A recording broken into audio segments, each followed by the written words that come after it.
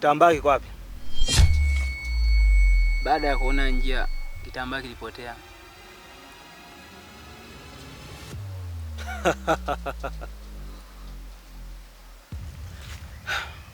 Ndio. Lakini mganga, sisi pamoja na yote tuliopitia huko nyuma, lakini issue kubwa iliyotuleta sisi hapa ni kuhusiana na kifo cha ndugu yetu. Hivi karibuni kuna rafiki yetu amefariki. Lakini kiukweli paka saizi hakuna hata mmoja wetu ambaye anaamini kama kweli huyo mtu kafa. Na kiukweli mimi kuna vitu vinanitokea vya ajabu ajabu sana ambavyo kiukweli vinanifanya nashindwa kuamini kama huyo mtu kafa. Kwa hiyo sisi mganga tulichokuwa tunaomba utuangalizie kama huyo mtu amekufa au la hajafa. Sisi tunataka tuelewe moja. Alafu mganga, hapa tulipo kila mmoja anaamini kivyake. Kwa hiyo sisi tunaomba utujulishe kwamba huyo mtu amekufa kweli au hajafa. Huyo mtu hajafa. Hajafa?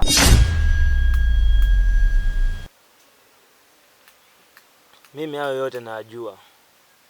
Huyo mtu amechukuliwa nafsi na majini. Na lengo la hao majini ni kutaka kumfungulia mkuu wao ambaye alifungiwa kwenye chupa. Alifungiwa kwenye hii chupa miaka 40 iliyopita na mizimu za mababu zangu mimi, kwa kosa la kuua binadamu wasio na hatia. Kwa hiyo sasa hapo mganga unatusaidiaje sisi?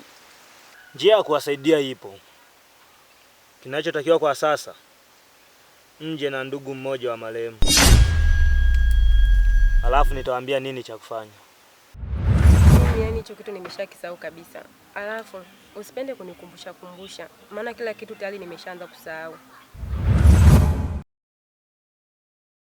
Basi sawa mganga, sisi tuko tayari na tutakuja nayo hiyo ndugu yake. Mnaweza mkaondoka.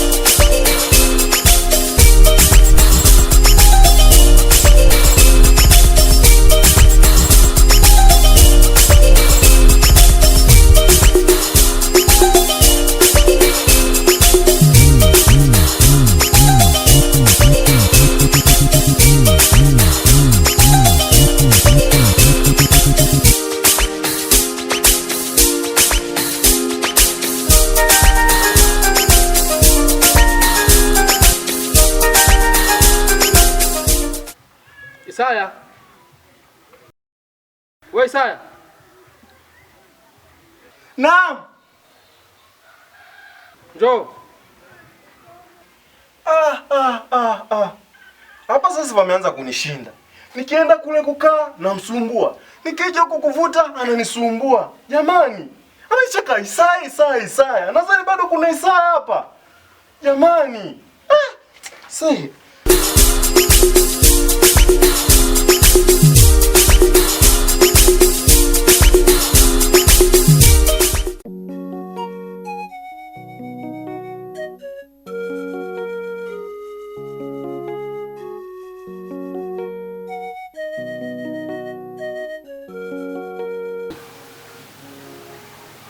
hivi wewe, kwa nini hukuja kwenye msiba wa mtoto wa kakaangu? Kwa hiyo wewe, mimi kutokufika kwangu msibani, wewe umepungukiwa nini? Tena usinipange kabisa. Pumbavu wewe. Kwa hiyo kukuambia tu hivyo mimi nimekuwa kosa. Hivi wewe mwanamke, kwa nini unakuwa sio mwelewa? Ni kosa ndio. Tena usinipange. Tena familia yenu nyenye ni ya wachawi. Sawa, mimi siwezi kwenda msibani kwa wachawi.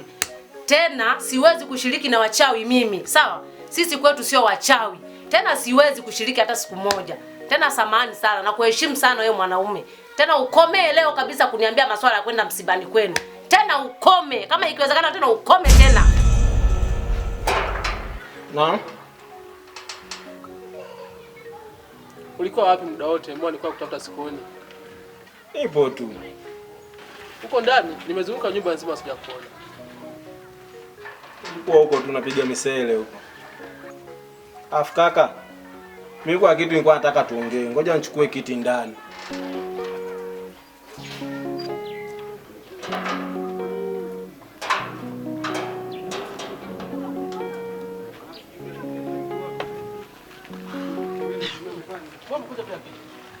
Kiti nimekosa. Yaani nyumba yote hii unakosa kiti. Umeanza kuziingua. Okay. Sema blaza. Mimi nadhani wewe unaelewa ni mwenyewe mazingira bado ni mgeni. Kwa hapa nilikuwa naulizia namba chafu 3, yani wahuni. Sijui anielewa. Wahuni? Wewe wahuni wa kazi gani mdogo wangu? Sema bigi, haujanielewa. Mimi nimewaulizia sio kwa nia mbaya. Kuna mazingira nilikuwa nataka nikawapangilie, si unajua? Mazingira gani hayo? Alafu unapoongea na mimi, punguza maneno ya kihuni. Sema sio kesi. Lakini mimi nahisi wewe umenielewa vibaya. Lakini mimi nitaka nene nikawapangilie mazingira, waje chachi, waje kanisani kwako. Si unajua tena brother, wewe mtu wa Mungu, inabidi uwe na waumini. Si unajua kanisa bila waumini hakuna kanisa hapo, au vipi bro? Kama ni hivyo sawa, lakini cha muhimu inatakiwa uwe mwaminifu. Nisije nikakuelekeza huko afu kaenda kushirikiana nao. Haitakuwa vizuri, wala mbegu za Mwenyezi Mungu haitapendeza. Hata ukisoma vizuri yale Matendo ya Mitume sura ya 5 mstari wa 29 unasema kwamba Petro na mitume wenzake wakajibu wakisema, inatupasa kumwamini Mungu na sio mwanadamu. Kwa hiyo unatakiwa ufanye kazi ya Mungu ili Mungu akupokee na akufahamu kama wewe ni mtu wake. Sawa mdogo wangu? Sasa ukiwa hapa wauna unapopatikana sio mbali hata. Yaani ukitoka hapa nyumba ya kwanza ile ya pili ile nyumba ya 3. Si unajua kuna sehemu kwa jumba bovu ulipitaga siku ile wauna unapatikana. Na ukishafika pale fanya kama ulivyopanga kufanya. Usije kaenda tofauti kabisa na makubaliano yetu. Sawa? Kumbuka usiende tofauti na makubaliano yetu. Kwa sababu Mungu anawahitaji watu kama hao ili aweze kurudisha katika zizi lake waweze kuwa wanakondoo wa zizi moja. Kwa ufanya hivyo mdogo wangu. Haina noma bigi. Basi sawa. Mimi nimekubali maneno yote uliyoongea kwamba sisi ni wachawi. Lakini wewe ungekuja kama tu mwanajamii kuliko kutokufika kabisa. Hivi jamii unadhani na kufikirieje? Kufika tu kwa msiba wa mtoto wa kaka yangu imekuwa kazi. Hata kufika kama mwanajamii imekuwa kazi. Hivi wewe, haya maisha tunayoishi humu ndani yataendelea mpaka lini? Hebu nakuomba ubadilike basi. Usiwe kila mara ni mtu wa kupinga kila jambo linalokuwa linatokea mbele yetu sisi. Mimi najitokeza misibani. Wewe hutaki kwenda. Unakuwa na maana gani? Haya sawa. Ishi unavyoweza humu ndani. Tutaishi hivyo hivyo unavyotaka wewe mwenyewe. Si unaonekana mimi kwamba nikikwambia jambo niking'ang'anizi kwako. Basi endelea na mambo yako unaojifikiria kichwani mwako unaoweza wewe kuyafanya ndani ya huu mji. Wewe fanya tu. Mimi sitakuwa na maneno mengi. Kwa hiyo unanitishia ukimya mimi. Siku zingine kama huna neno la kuzungumza bora ukae kimya. Sawa? Kwanza unanipotezea tu mimi na mambo yangu kibao huko nataka niende nikafanye. Alafu nimekalia wewe. Wewe vipi wewe?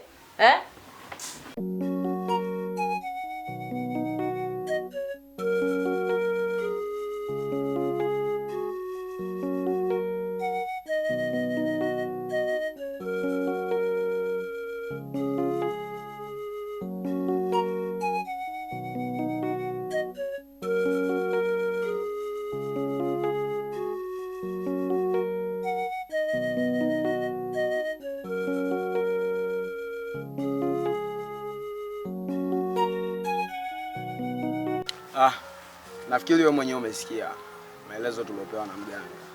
Anadai kwamba inatakiwa tuende na ndugu yake. Lakini mimi kiukweli hapo before nimeshaongea na Stella na nikamweleza habari za kuhusu kifo cha kaka yake kwamba mimi na wasiwasi na nini. Lakini hauwezi amini Stella mimi alinikatalia kata. Na hiki kitu ndio kinanifanya mimi nakuwa na wasiwasi kwamba hii issue inaweza ikawezekana kweli. Yaani mimi si Da. Sema nini? Hata mimi mwenyewe mwanzo hapo nilikuwa siamini kama kweli hajafa, lakini kwa sasa nimeshaujua kweli. Kwa hiyo sasa hivi niko tayari kumsaidia rafiki yetu. Unaona? Kwa hapo tuongee naye vizuri na atuelewe, kwa sababu si unajua tena bado ni muhimu yeye. Asipokuwepo ili jambo haliwezi kutimia. Ndio hivyo, tukaongee naye tu fresh, nadhani tu ataelewa. Kuhusu kuelewa sio issue. Lakini mimi sina imani kiukweli. Na sidhani kama anaweza kuelewa kwa sababu sio mara yangu ya kwanza kuongea naye. Nimeshaongea naye na niliongea naye kistaarabu tu. Lakini alikataa. Na kitu alichonisisitiza aliniambia kwamba nisije nikarudia tena kumwambia hizo habari. Kwa mimi kwa upande wangu sioni kama kuna uwezekano wa hili swala. Yaani mimi siamini kama anaweza akakubali. Lakini sio mbaya. Tunaweza tukajaribu lakini mimi siamini kama anaweza akakubali. Kesi, kama uliweza kunishawishi mimi kwenda kwa mganga na mpaka nikaenda, yeye ni nani ishindikane? Afu isitoshe na mimi lazima nitakuwepo. Kwa hiyo wewe usiwaze, mimi nitakusupport kwenye kumshawishi mpaka atakubali tu tutaenda. Wewe usikate tamaa. Sasa ukianza kukata tamaa na mimi je? Wewe mwenyewe unajua, wewe ndio uliyekuwa mwanzilishi wa hili swala. Sasa kwa nini unataka kukata tamaa? Mimi nitakuwa bega kwa bega kuanzia sasa hivi. Usijali. Twende tu. Ni sawa wewe utakuwa bega kwa bega na mimi. Lakini swali linakuja kwamba je, na yeye atakuwa bega kwa bega na sisi? Kwa sababu sisi hata kama tukiwa na muunganiko vipi, lakini ikatokea yeye akaweka utofauti kwenye hili, hatutaweza na hiki kitu hakitowezekana. Lakini sio kesi. Wewe twende tu tukapambane, tujaribu kumshawishi, kama akikubali basi tuangalie tunamsaidiaje. Okay, poa. Usijali, itawezekana tu. Basi poa. Mimi mwenyewe nimependa ushirikiano wako. Kwa nafikiri tufanye mawasiliano naye, afu zeni tuongee naye. Okay, sawa.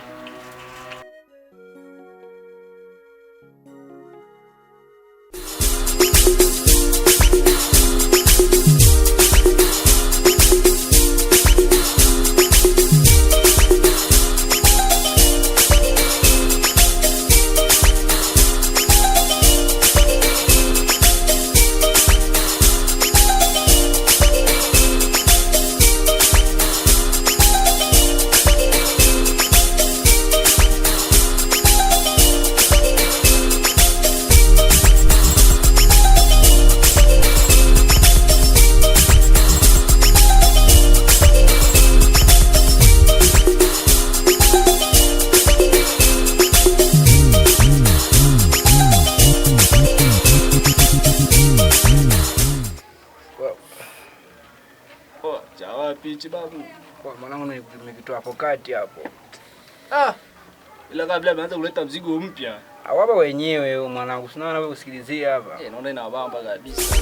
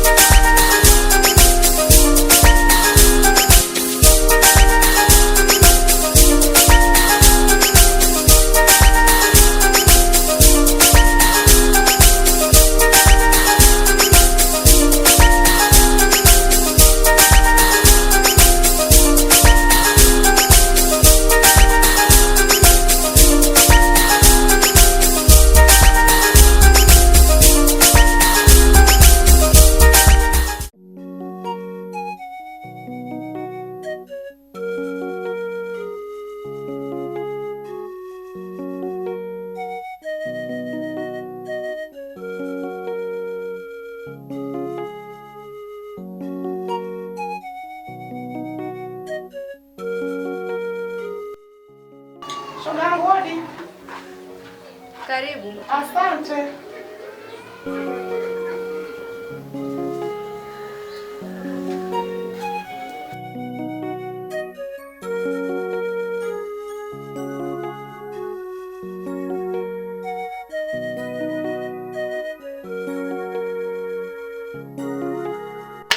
Shoga yangu, nina bonge la ubuyu. Unajua ubuyu? Wewe acha tu. Shoga yangu, ubuyu gani tena huo? Yaani hapa. Hebu ngoja niweke kwanza hizi pembeni, maana naona zinanitia uzito.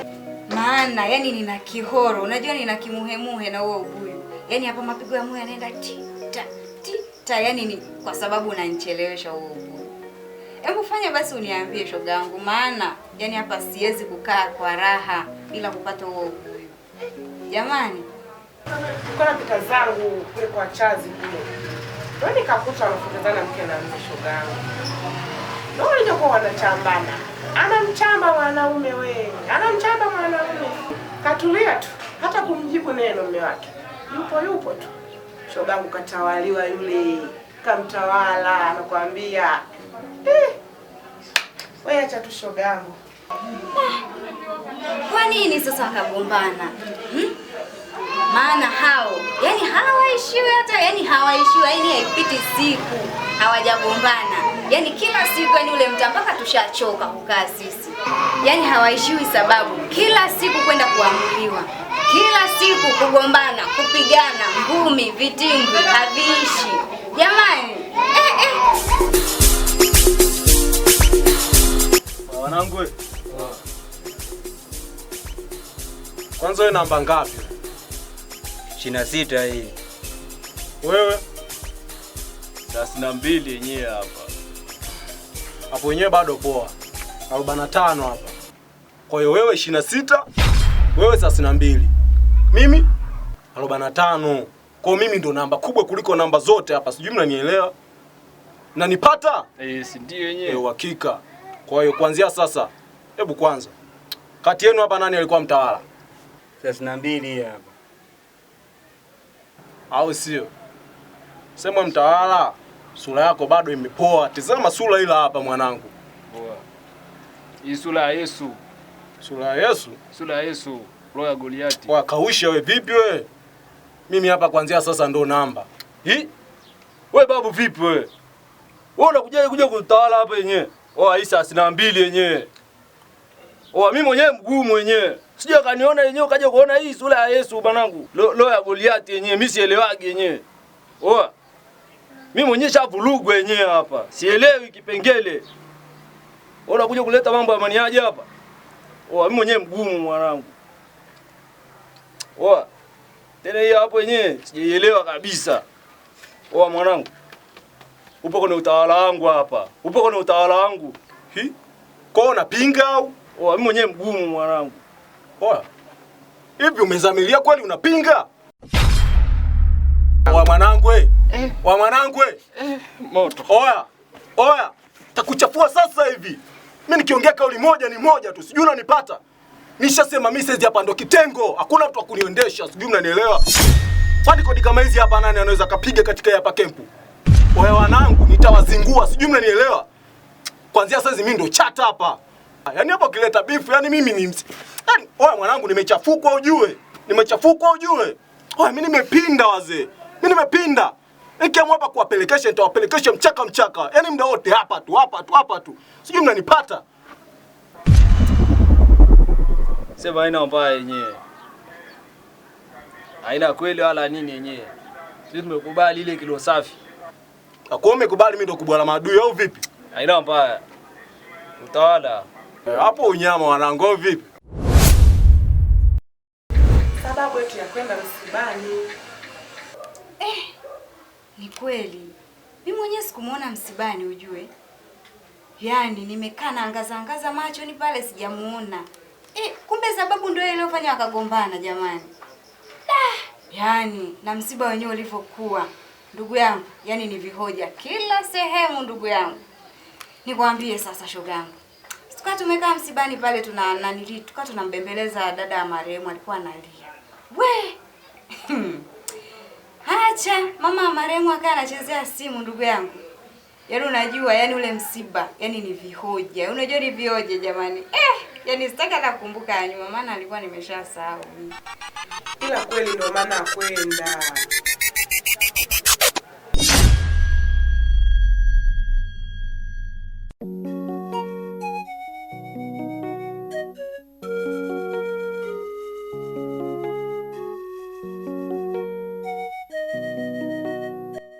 Habari zenu?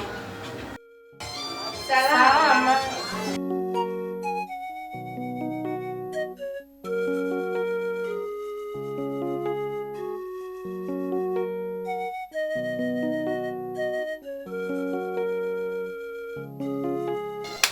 Halo.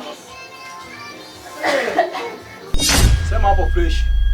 Kwa hiyo kuanzia sasa hizi wewe na wewe wote nyie namba yangu. Sijui mnaelewa? Yaani sasa nyie ni crew. Sijui mnanipata? Yes, ndio yenyewe hapo. Sema issue moja. Wahuni hatuwezi kuishi bila mavumba. Hatuwezi kuishi bila pesa. Sijui mnanipata? Hapo yenyewe kwa. Yaani nimekuta hapa mtaa mmeupoza kinoma noma. Hivi kweli nyie mnaiba kweli nyie? Wewe mwanangu wewe mnakaba? Wewe ukabi wewe ukabi wewe unapokonya watoto wakiwa wameagizwa dukani. Sasa sikieni. Mimi nataka tuingie huko kitatu wewe tukachakaze tupate pesa. Sijui mnanipata? Oya. Yaani kuanzia sasa hivi hapa tuingie kitaa. Au vipi? Haina mbaya. Hapo hakika. Namba yenyewe si ndio hii sasa bwana hii. Ongoza njia sasa. Haina noma yenyewe. Au mnataka mnitangulize? Hamna noma. Ni wafuasi wangu lazima mtangulie. Na wewe tu. Mimi ndo naye wabambia au vipi?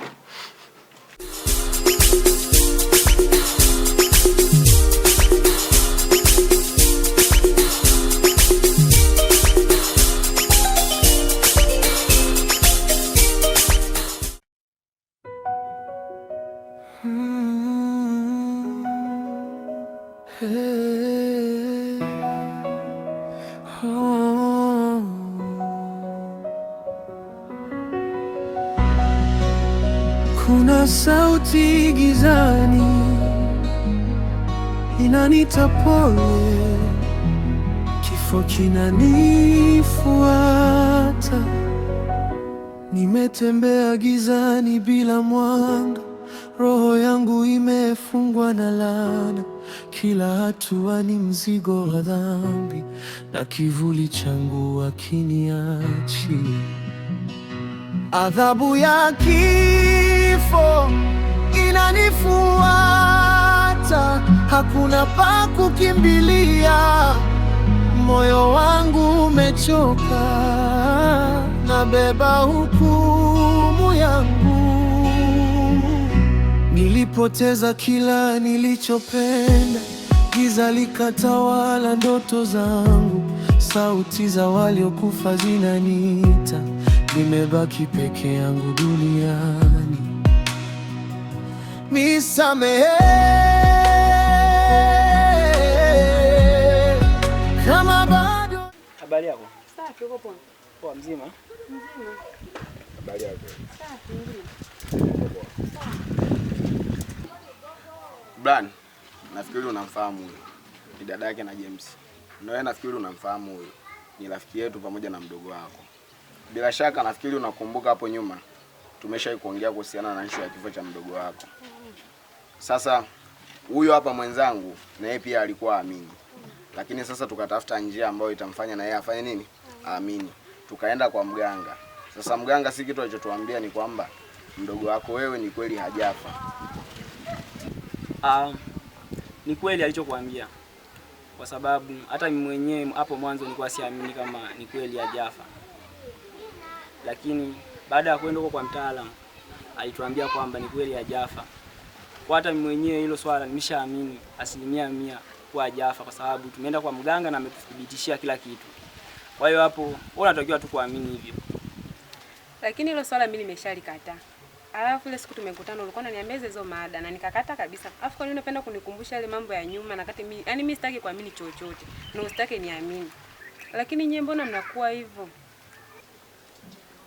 Nilikwambia Brian, hizi habari sio mara ya kwanza namwambia, lakini alikataa.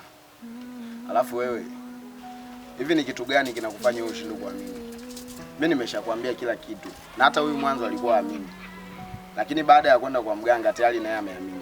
Lakini wewe bado unaendelea kukataa. Maana yako ni ina maana wewe umelizishwa na kifo cha mdogo wako. Ina maana wewe kaka yako alivyokufa wewe umefurahia. Na ndio maana hutaki kuamini hiki kitu. Lakini kama ingekuwa kweli imekuuma, ungekuwa na shauku ya kujua ni kwa nini kaka yako hajafa. Lakini nyie mbona nyie hamnielewi? Au mnataka mimi nifanye nini? Yaani mjue kama hicho kitu sitaki kukisikia. Alafu sikieni. Yaani siku nyingine hata mkiniona napita, sitaki mnisimamishe mwanzo kuniambia mada zenu. Sitaki na tusizoeane. Yaani nikitoka hapa msije mkanipigia simu. Wala yaani msinifanyie kitu chochote. Sijui mnanielewa. Lakini Stella,